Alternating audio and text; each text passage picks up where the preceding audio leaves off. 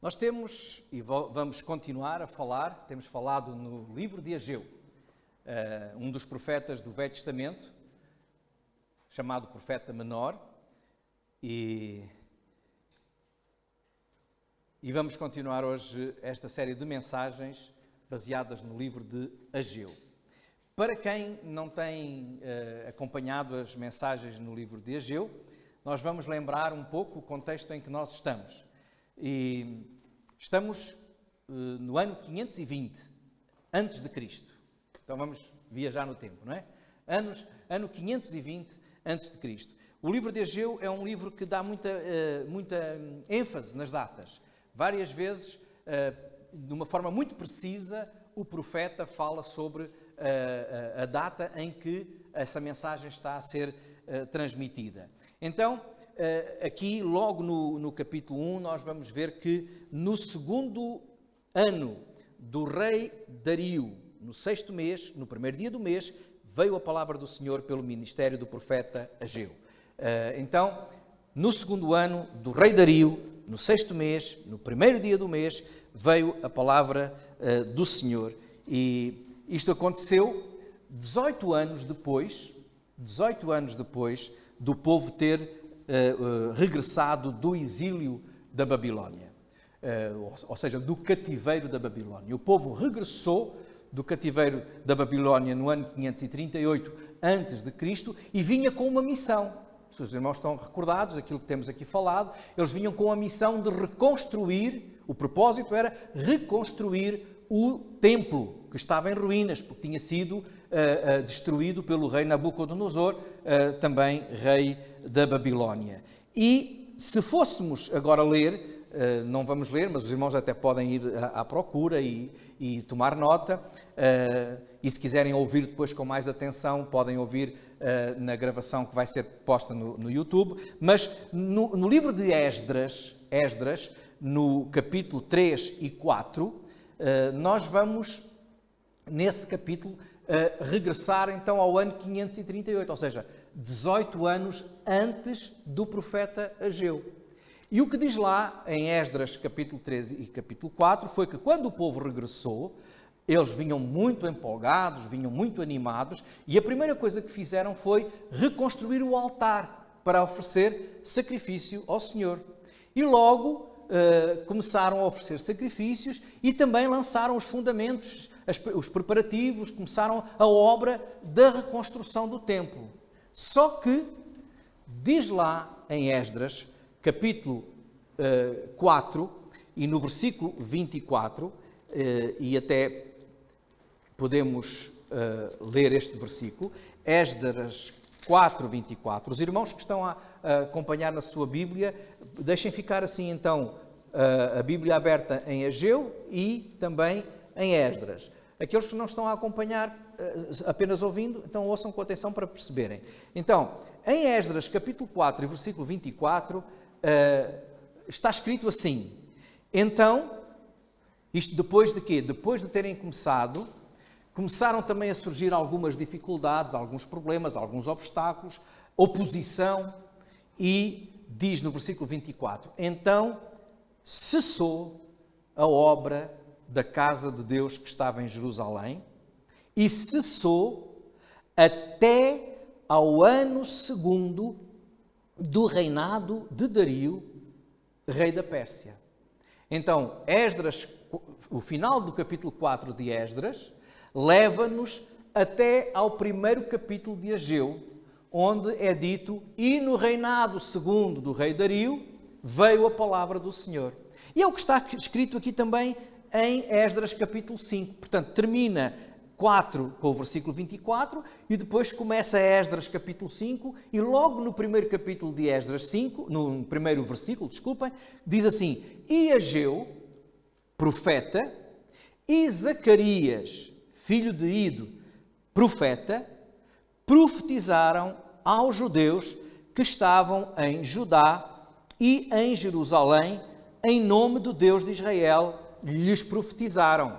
Então se levantaram o Zorobabel, filho de Sealtiel, e Yeshua, ou seja, Josué, é o nome que nós encontramos também no livro de Ageu, filho de Josadaque, e começaram a edificar a casa de Deus que está em Jerusalém. E com eles, os profetas de Deus que os ajudavam, os animavam e iam dando força nesse mesmo trabalho. E é então aqui que nós vemos então esta passagem de anos até chegar a este ano 520, agora no versículo 1 e 2 de Ageu, capítulo 1, onde diz: no ano segundo do rei Dario, no 6º mês, no primeiro dia do mês, veio a palavra do Senhor pelo ministério do profeta Ageu, a Zorobabel, filho de Sealtiel, príncipe de Judá, e a Josué, filho de Josadaque, o sumo sacerdote, dizendo... Então, aqui vem a profecia de Ageu. Vem também a profecia de Zacarias, porque se recordam lá em Esdras, diz que eram 2 profetas. Então, o profeta que vem a seguir ao profeta Ageu, na nossa Bíblia, é o profeta Zacarias. Então nós podemos perceber, com a mensagem também de Zacarias, o que é que estava a acontecer. Ageu diz: olha, vocês pararam a construção do templo, começaram a reconstruir as vossas casas, porque eles pararam uma coisa, mas continuaram a trabalhar, só que para eles. Eles empenharam-se na reconstrução das suas próprias casas, no embelezamento das suas próprias casas, acomodaram-se na sua vida espiritual, porque eles continuavam a oferecer sacrifícios lá no altar, continuavam a cumprir os rituais, mas estavam muito acomodados, muito resignados à situação, não honrando assim a Deus com as suas vidas, sobretudo não valorizando a vida santa, uma vida de santidade. O profeta Zacarias fala nisto. Então, e ele é contemporâneo, ele está a falar ao mesmo tempo que Ageu. E vejamos o que é que Zacarias diz no capítulo 1, portanto é logo a seguir a Ageu, tem o livro de Zacarias, e no livro de Zacarias, no capítulo 1, no versículo 1 até 4, diz assim: no 8º mês, agora vejam lá, de que ano? 2º ano de Dario, o mesmo ano. Então, no 8º mês do 2º ano de Dario, veio a palavra do Senhor ao profeta Zacarias, filho de Baraquias, filho de Ido, dizendo: o Senhor tem estado em extremo desgostoso com os vossos pais. Portanto, diz-lhes: assim diz o Senhor dos Exércitos, tornai para mim, diz o Senhor dos Exércitos, e eu tornarei para vós, diz o Senhor dos Exércitos. E não sejais como vossos pais, aos quais clamavam os primeiros profetas, dizendo: assim diz o Senhor dos Exércitos, convertei-vos agora dos vossos maus caminhos e das vossas más obras. Mas não ouviram, nem me escutaram, diz o Senhor dos Exércitos. E este reforço aqui da expressão Senhor dos Exércitos é o Senhor Todo-Poderoso, o Senhor que tem todo o domínio sobre todas as coisas. E o que diz aqui é que o povo estava a cair, ou tinha caído, nos mesmos erros dos seus antepassados. Ouviam os profetas, mas não cumpriam aquilo que os profetas diziam. Então o apelo era que eles deixassem o seu pecado e se convertessem ao Senhor. Ou seja, eles não deixaram de trazer o povo no tempo de Ageu e de Zacarias, não tinha deixado de trazer as ofertas, os holocaustos, de fazer todos os rituais de serviço e de sacrifício ao Senhor. No entanto, Deus não se estava a agradar. E não se estava a agradar porque as suas vidas eram vidas ainda de pecado, vidas longe de Deus, vidas apáticas na sua vida espiritual. Era só ritualismo, era só religião. E é aí que então surge o livro de Ageu, que nós temos estado a estudar, onde o Senhor, através de Ageu, apresenta 4 mensagens. E nós vemos essas 4 mensagens sempre que diz, e veio a palavra do Senhor. Temos isso no versículo 1 do capítulo 1, portanto, Ageu 1:1 diz lá, no 2º ano do rei Dario, no 6º mês e no primeiro dia do mês, veio a palavra do Senhor. Então esta é a primeira mensagem que acontece, se puséssemos agora em datas correspondentes ao nosso calendário, seria no dia 29 de agosto do ano 520, ou seja, há cerca de 2540 anos, mais ou menos, não é? Então, nesta primeira mensagem, o Senhor, como já aqui falámos, exorta o povo para considerar tudo o que estava a acontecer na vida deles. Eles estavam realmente a cumprir rituais, mas não estavam a dar prioridade a Deus. Estavam longe de Deus. E por isso, o apelo era: considerai o que é que está a acontecer na vossa vida. E o que estava a acontecer é que eles não estavam a ter bênção, Deus não estava agradado e as coisas não estavam a correr bem na vida deste povo. E porquê? Porque as suas prioridades realmente estavam trocadas, não estavam certas. E o Senhor então falou através de Ageu a este povo. Sabemos que o povo respondeu positivamente. Portanto, não foi como os antepassados, mas responderam positivamente, temeram ao Senhor, confiaram no Senhor e obedeceram ao Senhor. Então passaram a construir logo de imediato a obra do templo, mas não só, eles estavam a ter algumas diferenças também nas suas próprias vidas. E aí vem a segunda mensagem do Senhor através de Ageu, que está no capítulo 2 e no versículo 1. Diz lá no capítulo 2 e no versículo 1 de Ageu o seguinte: no 7º mês, ao 21º do mês, veio a palavra do Senhor pelo ministério do profeta Ageu. Então, mais ou menos um mês e meio depois da primeira mensagem, o Senhor manda outra mensagem através do profeta Ageu, dia 17 de outubro do ano 520. E nesta segunda mensagem, o Senhor anima e encoraja o povo, dá-lhe ânimo e promete que estará com eles sempre, que irá dar tudo aquilo que eles precisam e que aquela obra que eles agora iniciaram vai ser realmente uma obra gloriosa. Até muitos que estavam desanimados diziam: o primeiro templo era muito mais glorioso. O Senhor diz: olha, este templo vai ter muito mais glória do que o primeiro. E sabemos que esta é a promessa que Deus faz a nós, cristãos, porque nós somos agora o templo do Espírito Santo. E quando o Espírito Santo realmente está presente, as nossas vidas podem ser vidas gloriosas, não para a nossa vanglória, mas para a glória do Senhor. Então, quando nós respondemos com fé, quando nós respondemos com obediência ao que Deus nos diz, o resultado vai ser bênção para nós, glória para Deus. E essa foi a mensagem, a segunda mensagem que o profeta Ageu entregou ao povo. Depois vem novamente o Senhor a falar, está no versículo 10 do capítulo 2 de Ageu. E no versículo 10 voltamos a encontrar esta expressão: veio a palavra do Senhor. Aí diz no versículo 10 que ao 24º dia do mês 9, no segundo ano de Dario, veio a palavra do Senhor pelo ministério do profeta Ageu. Então, no mesmo ano, pouco tempo depois, no que corresponde no nosso calendário ao dia 18 de dezembro do mesmo ano, o ano 520, veio a palavra do Senhor. É sobre esta mensagem que agora nós vamos falar hoje. Depois há mais uma que acontece exatamente no mesmo dia, mas é uma outra mensagem e que falaremos na próxima semana, e está no versículo 20, onde diz: e veio a palavra do Senhor segunda vez a Ageu aos 24 do mês, dizendo. Então, no mesmo dia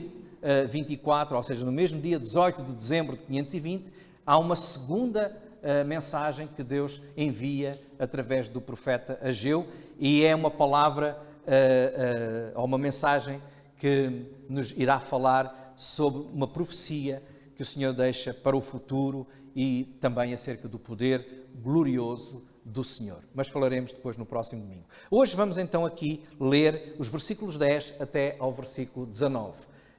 Diz assim a palavra de Deus. Ao 24º dia, portanto, estou a ler em Ageu 2, versículo 10. Ao 24º dia do mês 9, no segundo ano de Dario, veio a palavra do Senhor pelo ministério do profeta Ageu, dizendo: assim diz o Senhor dos Exércitos. Pergunta agora aos sacerdotes acerca da lei, dizendo: se alguém leva carne santa na aba da sua veste, e com a sua aba tocar no pão, ou no guisado, ou no vinho, ou no azeite, ou em qualquer outro mantimento, ficará este santificado? E os sacerdotes respondendo diziam: não. E disse Ageu: se alguém que se tinha tornado impuro pelo contacto com um corpo morto tocar em alguma destas coisas, ficará isso imundo? E os sacerdotes respondendo diziam: ficará imunda. Então respondeu Ageu e disse: assim é este povo e assim é esta nação diante do meu rosto, disse o Senhor. E assim é toda a obra das suas mãos, e tudo o que ali oferecem, imundo é. Agora, pois, aplicai o vosso coração a isso. Desde este dia em diante, antes de pordes pedra sobre pedra no templo do Senhor. Depois daquele tempo, veio alguém a um monte de 20 medidas e havia somente 10. Vindo ao lagar, para tirar 50, havia somente 20. Eu vos feri com queimaduras e com ferrugem e com saraiva em toda a obra das vossas mãos. E não houve entre vós quem voltasse para mim, diz o Senhor. Ponde, pois, eu vos rogo, desde este dia em diante, desde o 24º dia do mês 9, desde o dia em que se fundou o templo do Senhor, ponde o vosso coração nestas coisas. Há ainda semente no celeiro? Nem a videira, nem a figueira, nem a romeira, nem a oliveira têm dado os seus frutos, mas desde este dia vos abençoarei. Esta foi a palavra, nesta terceira mensagem, que o Senhor mandou através do profeta. E ele começa por confrontar, aí nos versículos 12 e 13, os sacerdotes com a lei do Velho Testamento, que nós, sobretudo no livro de Levítico, está bem clara. E nas indicações que eram dadas sobre os sacrifícios e sobre a santificação das coisas que eram oferecidas ao Senhor. Levítico 22 é ensinado que o toque em coisas imundas ou contaminadas tornava aquele que oferecia as coisas também imundo. Os sacerdotes que estivessem impuros pelo contacto com alguma coisa que estivesse impura também, não poderiam ministrar enquanto não se purificassem. Levítico 22, versículos 13 a 9, diz que eles poderiam inclusive morrer, porque era estar perante sua santidade, não o Papa, porque esse não é santidade, mas o Senhor dos Senhores, de uma maneira indigna, impuros. A mesma verdade é assim como uma moeda, tem dois lados, não é? Se por um lado, se eles tocassem em alguma coisa impura, ficavam impuros. Por outro lado também, o que é impuro, se tocarem alguma coisa limpa, vai contaminar e aquilo que está limpo não fica puro só porque toca numa coisa pura. E é essa a ilustração que o Senhor mandou aqui pelo profeta, quando ele diz: o sacerdote, se levar na sua aba algo que está puro, o alimento, lembro que o sacrifício era oferecido no altar, a carne era sacrificada, mas uma parte daquela carne era para ser comida pelos sacerdotes. Então o sacerdote levava, antes tinha que se purificar, não apenas ele, mas as suas vestes, e ele transportava essa carne na aba, na orla das suas vestes. E se porventura no caminho ele tocasse alguma coisa que estivesse contaminada, ou seja, que não tivesse sido purificada, já não servia, porque aquilo já estava contaminado, já era impuro. E o Senhor perguntou aos sacerdotes: se tocar, fica impuro? E eles disseram: fica impuro. Depois perguntou de outra maneira e disse: se alguém que se tinha tornado impuro, ou seja, se uma pessoa que, por exemplo, não podiam tocar num morto ou num animal considerado impuro, portanto, se eu tocasse em alguma coisa que fosse impura, e diz lá no versículo 13, se tocar Se alguém que se tinha tornado impuro pelo contacto com o morto tocar em alguma destas coisas, ficará isso imundo? E os sacerdotes, respondendo, diziam, ficará imunda. Ou seja, se eu estiver imundo e se eu tocar em alguma outra coisa, eu próprio transmito essa imundície, essa impureza. Isto tem a ver com a lei que todos nós conhecemos e que hoje mesmo temos muitos cuidados. Ou seja, aquilo que é imundo torna tudo o que estiver em seu contacto também imundo. Vamos imaginar o seguinte.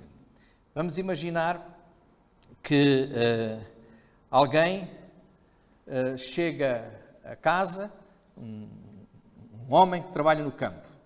O homem que trabalha no campo chega a casa e vem com os pés cheios de lama, as mãos cheias de lama, vem todo sujo, não teve onde se lavar, vem impuro, não é? E quando chega a casa, a sua esposa está lá com a roupa que tinha apanhado lavadinha, teve a engomar, a passar a ferro aquela roupa, está dobrada, e ele, como bom marido, diz assim, olha, eu vou-te ajudar, eu vou arrumar a roupa nas gavetas. O que é que ela vai logo gritar? Lava-te primeiro, não é? Lava-te primeiro, porque se ele tocar na roupa assim, aquela roupa que está bem cheirosa, lavadinha, dobradinha, com as mãos todas sujas, vai sujar. E é isso que o Senhor está a dizer. Aquilo onde nós tocamos, estando nós impuros, nós estamos e aquilo vai também ficar impuro. Nós sujamos porque pegamos em alguma coisa suja. Se eu estiver a trabalhar num carro, mexendo no óleo, tudo que está ali sujo vai-me sujar a mim. E depois eu sujo tudo aquilo em que tocar. E o Senhor que está a dizer a este povo é isso mesmo. Vocês estão assim.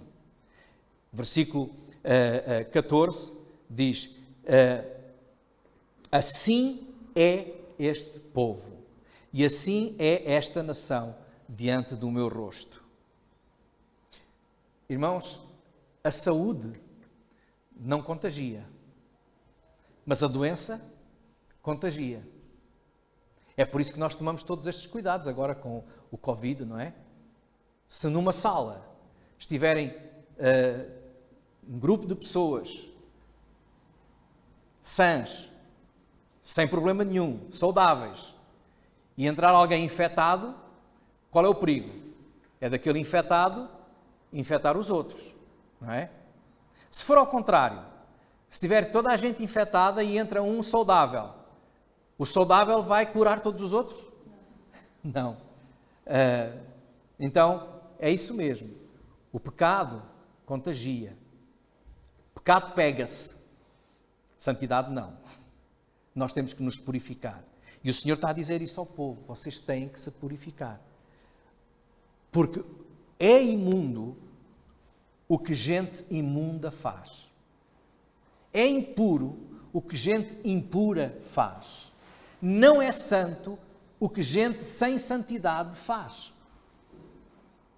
É inútil aquilo que gente imunda, ou impura, ou não santa, oferece ao Senhor.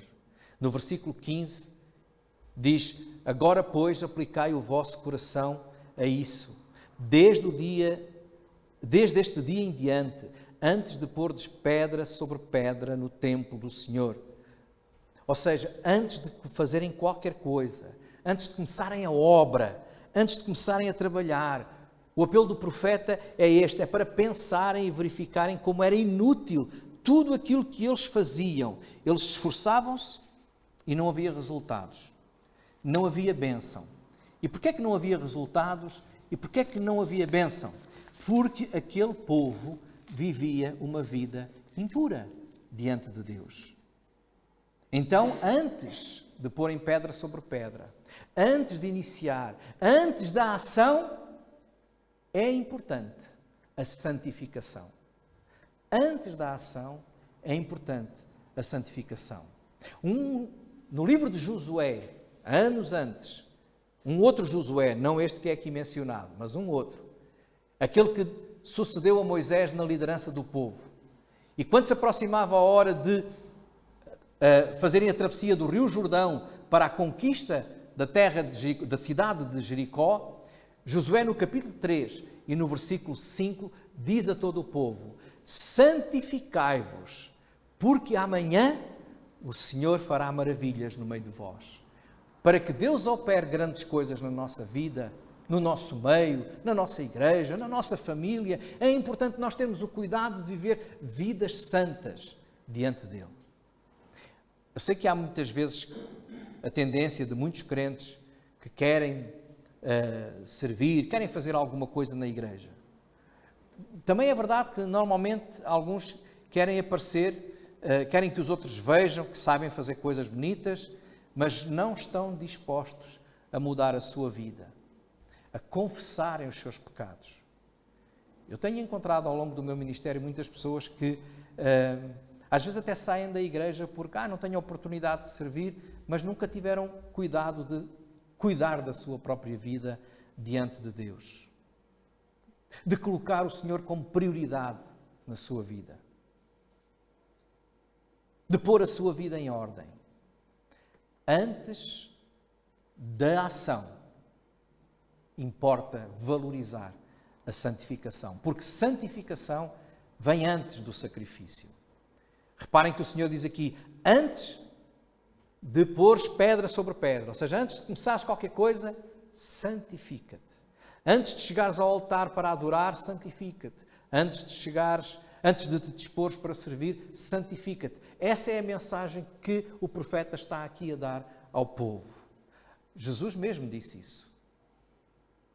Ele disse, por exemplo, em Mateus capítulo 5, versículos 23 e 24, que se fores ao altar trazer a tua oferta, ou para apresentar a tua oferta, e aí te lembrares que o teu irmão tem alguma coisa contra ti, deixa ali a tua oferta e vai reconciliar-te primeiro com o teu irmão e depois vem e apresenta a tua oferta. Ou seja, qualquer tipo de pecado. E às vezes nós esquecemos que a maledicência, a falta de reconciliação, de paz, as desavenças, tudo isso desagrada a Deus. E então o Senhor diz, antes de chegares ao altar, antes de vires fazer o teu sacrifício, o teu culto a Deus, antes do culto, então vê como é que está a tua vida com Deus, com os teus irmãos, com a tua família, vê como é que está o teu coração.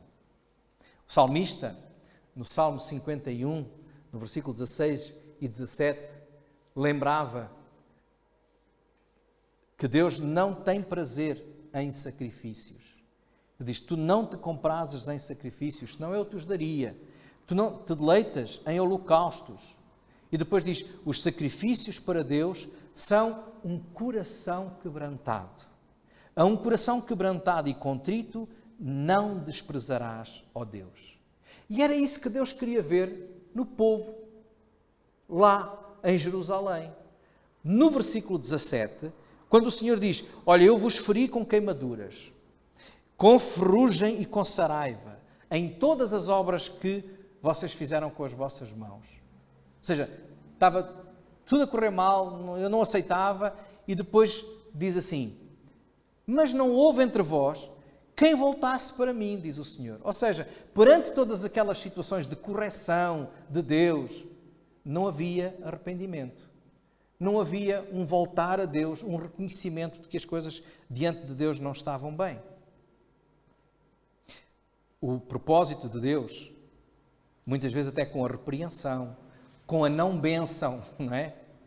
É que nós possamos analisar a nossa própria vida e que possamos voltar para Ele. Deus quer ver corações arrependidos. E é por isso que muitas vezes Ele nos vai repreendendo, ferindo, não abençoando, não respondendo à oração, porque Ele espera que cada um de nós se quebrante diante dEle. Por isso é que Paulo diz, examine-se, pois, cada um a si mesmo. E como é que Deus nos purifica? Ou como é que nós nos podemos purificar ou santificar?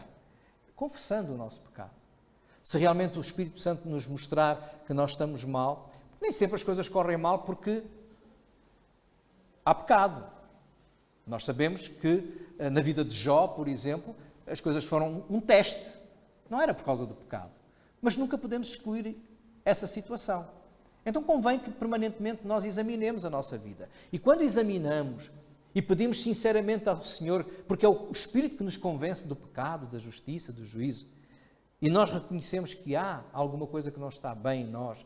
A nossa vida não está consagrada a Deus.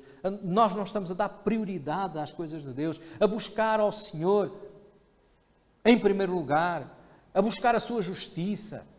Então só temos que fazer uma coisa. 1 João 1,9 diz que se confessarmos os nossos pecados, Ele é fiel e justo para nos perdoar os pecados e nos purificar de toda a injustiça. A santificação vem antes do sacrifício e a santificação vem antes da bênção. Porque este povo realmente respondeu com contrição. E o Senhor diz, versículo 18 e versículo 19, então, ponde, pois, eu vos rogo, desde este dia em diante, desde o 24º dia do mês, desde este dia em que se fundou o templo do Senhor, ponde isto no vosso coração. Ou seja, ponderai sobre esta realidade.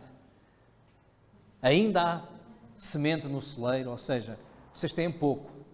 E esta mensagem surge no momento, numa época em que eles começam já a ver os efeitos das primeiras chuvas, das colheitas que eles iriam receber, que ainda não estavam, mas que estariam para breve. E o Senhor diz, olha, nem a videira, nem a figueira, nem a romeira, nem a oliveira têm dado os seus frutos. Ou seja, até agora tem tudo corrido mal.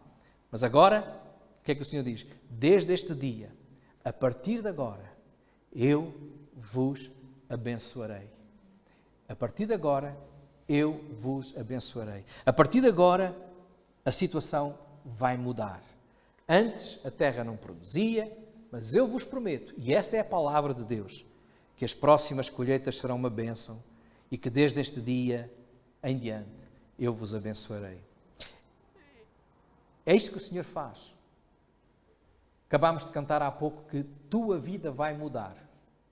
Quando nós confessamos o nosso pecado e entregamos nossa vida a Jesus, quando nós confessamos o nosso pecado e pedimos ao Senhor que realmente seja Ele o Senhor das nossas vidas, as coisas mudam. Porque Deus não é mentiroso. E se Ele promete, Ele cumpre. Ele cumpre. Deus quer que o sirvamos. Deus quer que todos os seus filhos o sirvam. Mas o melhor serviço ao Senhor, o melhor culto prestado a Deus, é a nossa vida consagrada diante dEle. Romanos capítulo 12, versículo 1 e 2, diz, rogo-vos, pois, irmãos, que apresenteis os vossos corpos em sacrifício vivo, santo e agradável a Deus, que é o vosso culto racional. Ou seja, é o culto que verdadeiramente se entende. E não vos conformeis com este mundo, mas transformai-vos pela renovação do vosso entendimento, para que experimenteis qual seja a boa, agradável e perfeita vontade de Deus. Queridos irmãos, num mundo que deixou de valorizar tudo aquilo que é moralmente bom, certo, correto, santo, puro, o cristão é chamado a viver uma vida diferente, uma vida santa. Santidade ou santificação é separação, é afastar-nos do pecado para estarmos perto de Deus, servindo ao Senhor. E essa, diz Paulo em 1 Tessalonicenses capítulo 4 e versículo 3, é a vontade de Deus para cada um de nós. A nossa santificação. É isso que Deus quer. É esse o projeto de Deus para a nossa vida. Vidas santas, vidas consagradas, vidas diferentes. E santidade não tem a ver com palavras. Não tem a ver com celebrações. Não tem a ver com estar num lugar como este, de olhos fechados, mãos no ar, que não está mal nenhum em fazer isso, mas muitas pessoas confundem isso com santidade ou com espiritualidade. Não é emoções.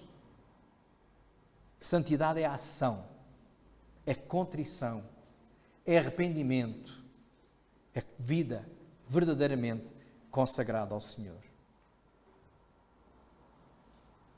O mesmo Deus de paz, diz em 1 Tessalonicenses capítulo 5 e versículo 23, vos santifique em tudo.